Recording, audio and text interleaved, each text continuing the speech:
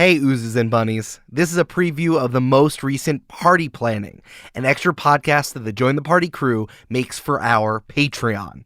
If you want to listen to the whole thing, go to patreon.com/jointhepartypod. Check out this preview.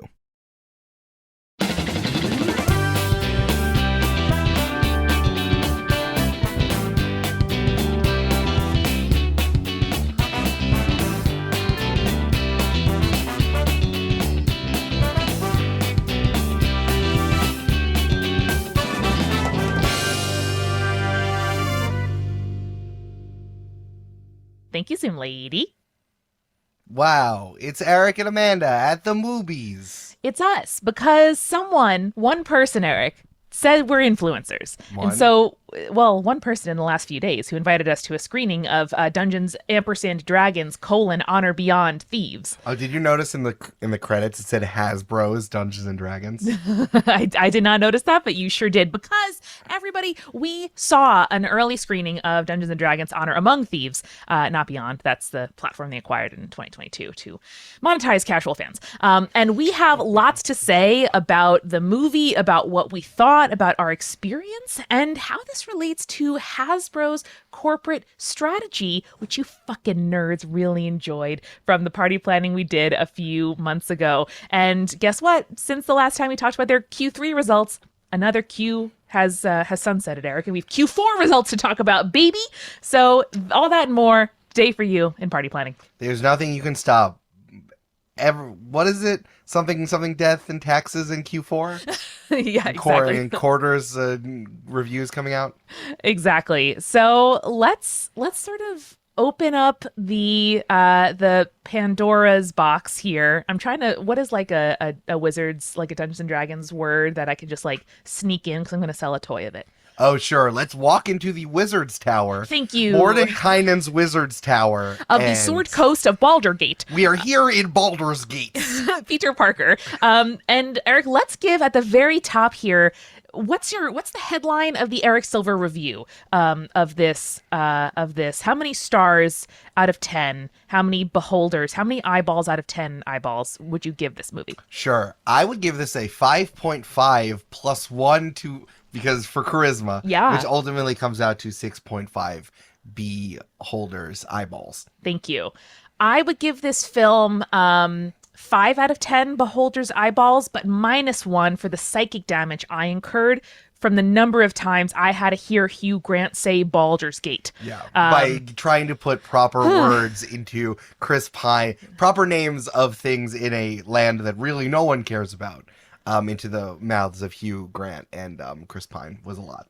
Yep, that's exactly right. And so that's the overall here. We ended up, I was surprised that you were a little higher than me on the movie.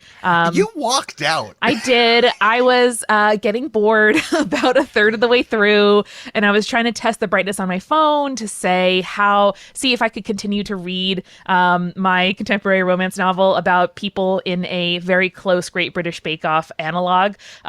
Just recommend it. Recommend it. There's actually, it's a whole subgenre, but this one was called Rosie Perez Takes the Cake. And so her name, Rosie Perez? Yeah. Is the thing that her name is Rosie Perez? Do they mention that? No. Rosie Perez is the name of an actress, very popular actress. Oh, am I misthinking maybe? Let's type. All right, takes the cake. Sure.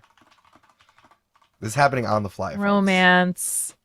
Rosaline Palmer takes the cake. Not even close. Anyway, that's where I was at. The actress from Do the Right Thing takes the cake. Oh, damn, yeah. Oh, my God. Anyway, nope, I have no defense. Amanda's gonna Amanda. This happened right in front of us, folks. It's true. I could not read with sufficiently low brightness not to annoy other people in the theater, so I did leave and read in the lobby while Eric watched the end of this film. But you know what? As I said to him after the movie, I don't know, if I was a mom on the Jersey Shore and there's a rainy day and I have to take my kids to something because, please God, they won't be entertained by the iPads anymore, I'd take them to this and it'd be fine. Sure. It really was a straight down the middle blockbuster movie, which demonstrates why it got a 5.5 from me. It just so happens the script was a little bit better, and it was kind of fun to hear all the references from those guys I know from the big book with the hardback. So, which is to its detriment, both A plus and a minus, I can say. Okay, so Should we start by summarizing it vaguely, or at least talking about the characters? Because I think it's important, because all of the actors were very good, because that's what happens when Hasbro puts a lot of fucking money invested in something. Absolutely. Let us know the cast of characters, Eric, that we are dealing with here. Sure, should I use this summary right here? Yeah, this is copied from a review that I will link in the description of this episode. But we have at least the characters. They're sort of like like vague descriptors. This summary is making my head hurt. There's so much going on here. Okay. The typically charming Chris Pine plays Edgin Darvis, we'll just call him Ed, a former member of a group called the Harpers. After his wife is killed by an evil group known as the Red Wizards, Edgin tries to execute a heist. It was barely a heist. Yeah. To retrieve an item that can bring her back to life, but he's betrayed, imprisoned with his BFF, Holga Kilgore, who is Michelle Rodriguez, a stoic barbarian. Yeah, and this is revealed in the first, 4 minutes of the film, so we're not going to spoil any plot here for you. This is coming out the day the movie releases, so if you're going to see it, I don't know if I would encourage it. We'll talk about that at the very end. Sure. We're not going to reveal anything for you, but these are kind of our main two people, and then we have some other cast of supporting characters that we meet along the way. A big point of this is Chris Pine's daughter, who is Kira, who's, again, the actress who played Kira was also pretty good. Yeah. And then there's a whole group of thieves that we learn about very quickly, including Justice Smith plays a sorcerer named Simon. There is a druid named Doric, who's played by an actress I don't know. A paladin named Zenk, who is played by the lovely guy from Bridgerton, John Page. Yeah. And also the bad guy who turns on everyone is Forge Fitzwilliam, as played by Hugh Grant. It's very funny that Hugh Grant can only play like a posh guy or someone pretending to be a posh guy. Yeah, or a Paddington 2, like big bad who, pretends to be good but is actually bad. He's very good at it. I'll say right now, the moments that drew me into this movie were Hugh Grant doing anything. Because Hugh Grant crushed. God, he was he great. crushed. And Chris Pine being Chris Pine. So charming. Yeah. This was really good casting for Michelle Rodriguez, I thought. Michelle Rodriguez saying like 10 words in a sentence max at all times. Yeah, the first 3 minutes of the movie are her just like eating a potato and then like beating someone up, which, great. Like that's what you hired Michelle Rodriguez for. She's really doing the Drax move from Guardians of the Galaxy, which I think kind of underscores a lot of what we're going to say, that this is an action movie as shot through the prism of Marvel. It's very interesting because I read a review from a reviewer I very much respect who said the exact opposite. And I'm like, what the fuck were you watching? Yeah. But who could say?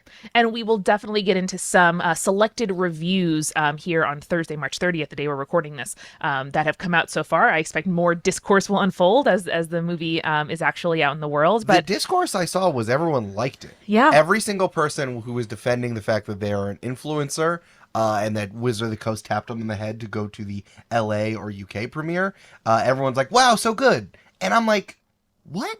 What are you talking about?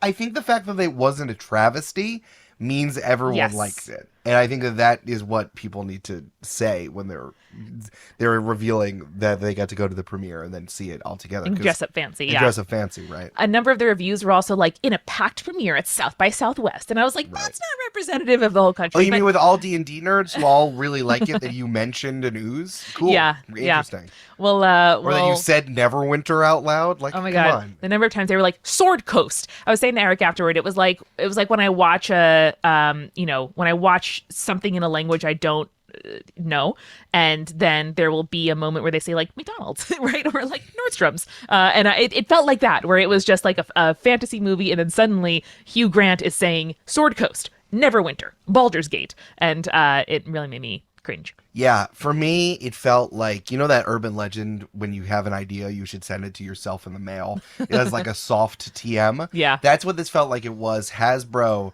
invested in this movie to say, we have IP. Because the thing you need to know is that this has no framing. It is just a fantasy story set in the world of the Forgotten Realms, which is the Wizard of the Coast owned world in the books, right? And I'm just like, it's really wild. I was comparing this to like watching the Lord of the Rings movies, and like hearing someone say like the elves have been alive for this long, or like Aragorn, blah blah blah.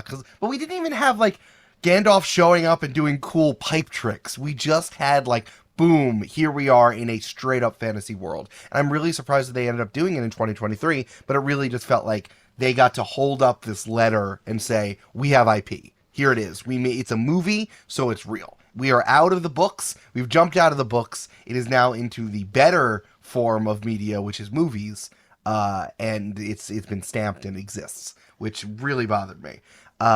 Can we say how we saw the movie early? Yeah, let's do it. We got to go to an influencer screening because our publicist, Multitude's publicist, Heidi, who's awesome. Hi, Heidi. I don't think you're listening, Hello. but hello. She got us on a list to see some influencer screening early. We were not involved. We weren't chosen by Wizard of the Coast. We didn't go to the premiere. It wasn't fancy. It didn't have any snacks, which I was a little bit. We were like, should we go? Like, I make this interesting. I thought they were like, gonna give us something. I thought they were gonna give us like a little influencer, a little swag bag, maybe. Yeah. But no, we just got a literal admit one raffle ticket from a guy at a table in the lobby of the Regal Union Square, which, despite undergoing a multi-million-dollar renovation in February 2020, is set to close this year. So, people, this could be the last movie Eric and I ever see at this movie theater, which was in fact the site of our first date, where I yelled Queens over and over again during Spider-Man: Homecoming. Yes, Amanda kept pointing out Queens. So we got to go for free, and I'm glad I didn't pay money for it. Yeah, I can see why people enjoyed it. It is a not bad movie that they got to see with all their friends, and they got to dress up nice, and all the D&D media people were all there together and got to walk the red carpet. I get it, but I'm just really surprised that so many people enjoyed it.